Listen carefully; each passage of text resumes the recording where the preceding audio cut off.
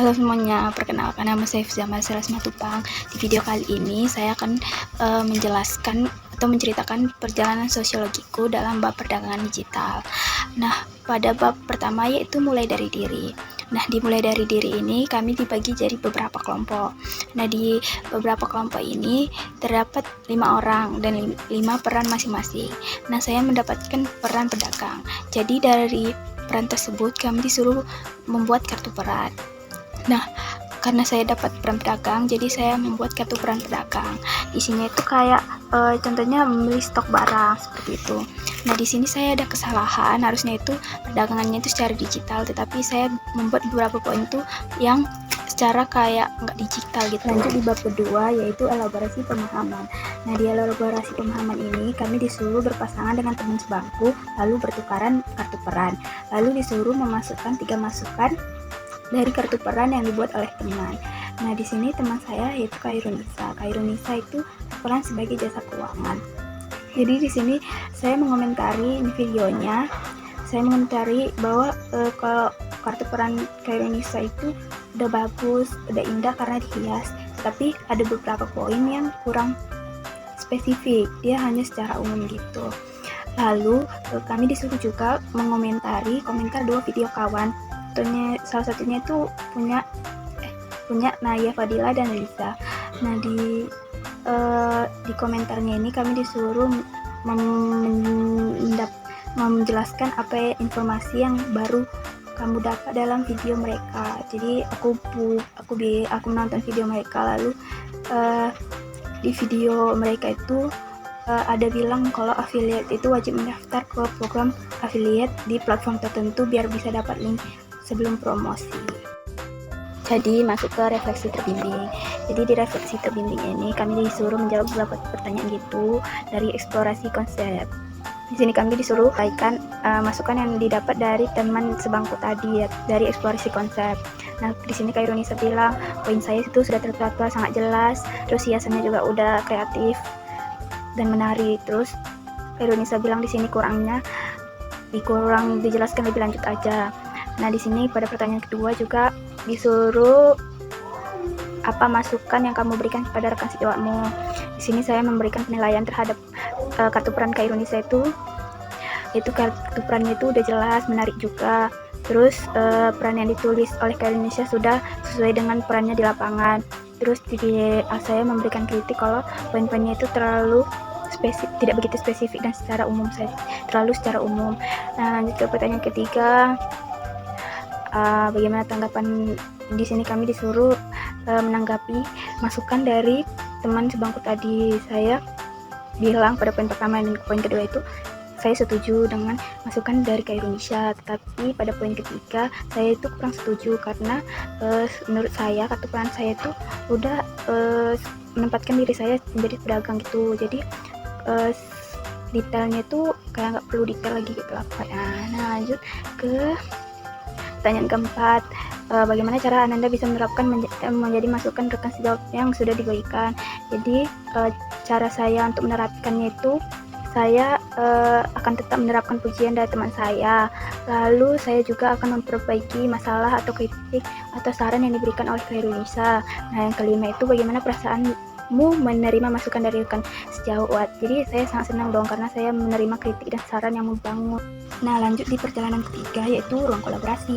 Nah, di ruang kolaborasi ini kami sudah mulai terjun ke dunia online shopping.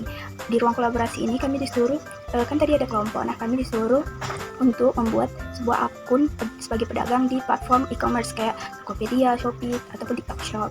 Nah, ini satu kelompok itu disuruh buat satu akun saja. Lalu kami pun membuat awalnya akunnya itu di Shopee. Ini dokumentasinya. Nah, ini akun Shopee awal kami. Tapi ada kayak hambatan gitu di bagian pengirimannya itu kalau GoSend itu tidak bisa karena di sini tulisannya ada your artist not supported. Jadi kami pun mencoba di akun lain juga, ternyata juga tidak bisa. Jadi pada keesokan harinya kami pun mengganti platform jadi ke TikTok Shop.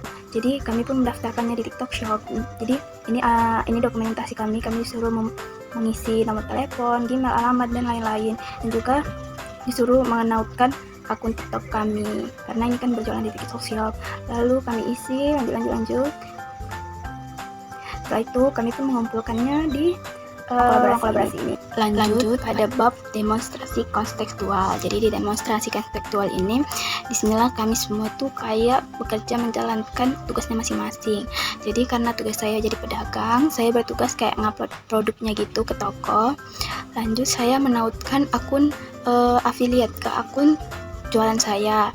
Setelah itu saya pembelinya ngechat, jadi saya membalas dengan sangat ramah ya. Ini dokumentasinya. Lalu setelah itu pembeli membeli pesanan saya mengecek pembelian tersebut, saya mendownload resinya. Nah pada bab ini di sini tuh ada hambatan, yaitu kami tuh kan masih dalam KBM, kegiatan belajar mengajar. Nah ternyata Om Kurirnya ini sudah datang, jadi kami pun cepat-cepat mengemas pesanan ini. Lalu kami tidak sempat memprint resinya, jadi resinya tuh nggak ada. Jadi kami chat Om Gojeknya, kami bilang, Om ini ininya tidak ada, resinya tidak ada, nggak apa-apa kan Om? Kata Omnya nggak apa-apa, tapi di sini tidak ada dokumentasinya karena kami lupa. Jadi kami pun memberikan pesanan kami ke kurirnya, dan packagingnya ini pun agak tidak rapi, tapi kata Omnya nggak apa-apa karena ini juga tugas sekolah. Lanjut elaborasi pemahaman. Jadi di elaborasi pemahaman ini, dari setiap perjalanan pembuatan komunitas perdagangan digital, kami disuruh menjawab beberapa pertanyaan. Pertanyaannya, yang pertama, apa peran Anda di kelompok pada tahap awal? Ya sudah jelas. Kalau peran saya itu pedagang, tugas saya itu membuat akun, menautkan identitas, alamat, dan lain-lain. Jadi ini ada dokumentasinya. Lanjut, kendala yang dihadapi kelompok saat pendaftaran akun. Jadi saya sudah ceritakan tadi kalau pada jasa pengirimannya itu nggak bisa, jadi kami akhirnya beralih ke TikTok Shop. Lanjut, yang ketiga, siapa anggota kelompok Anda yang paling berperan dan ceritakan perannya. Nah kebetulan di sini saya sekelompok tuh sama Liza dan Naya, karena kami bertiga tuh cewek, jadi saya kayak lebih leluasa, lebih kayak gampang gitu bekerja sama dengan mereka.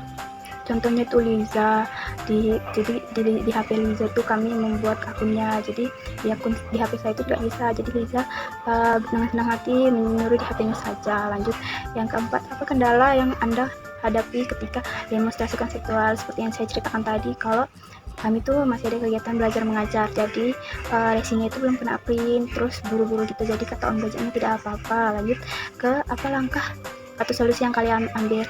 Jadi langkahnya ini ya itu tadi, kami berkomunikasi sama Om Gojeknya. Kalau Om Gojek itu bilang tidak apa-apa. Nah ini dokumentasinya di link ini. Terus apa pelajaran yang dapat kamu ambil dari proses belajar ini? Jadi dalam proses pelajaran ini banyak ya yang saya dapat.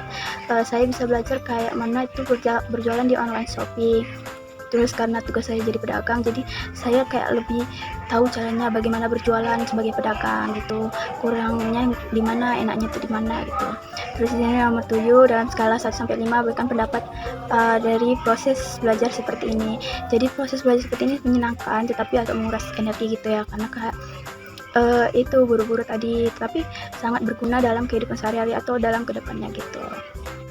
Lanjut di alur terakhir, yaitu koneksi antar materi.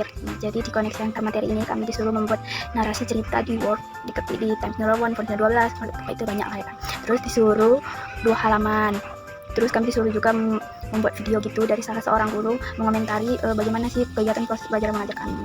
Jadi di sini ini dia narasi cerita saya. Di sini saya ceritakan benar-benar itu dari awal, apa kesusahannya dan juga apa sih yang dapat saya petik dari setiap perjalanan setiap alur gitu. Ini panjang ya, sampai 3 halaman saya buat, dan tentunya saya buat kayak marginnya itu 12, marginnya itu 322, terus fontnya itu 12. Saya mengikuti perintah. Dan di sini tidak ada halangan sih, tetapi kayak menuliskan itu agak menguras energi karena sepanjang ini, jadi saya tuh kadang mengulang kata-kata yang tidak perlu gitu. Nah lanjut. Terus ini video kami, jadi gurunya itu Pak Adi. Di sini Pak Adi bertanya apa yang kalian jualkan. Jadi kami bilang kami jual sticky notes. Terus dia bilang sebenarnya bagus belajar seperti ini, kalian bisa tahu bagaimana cara berjualan itu gimana. Terus kata bapaknya ke depannya, nanti kalian bisa jualan kalian bisa jual di online shopping, tapi kalau itu lebih menarik lagi supaya menarik perhatian pembeli gitu.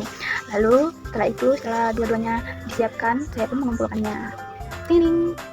Oke, sekian dari video saya. Maaf bila ada salah kata. Jadi seginilah perjalanan belajar sosiologi kami yang sangat menyenangkan.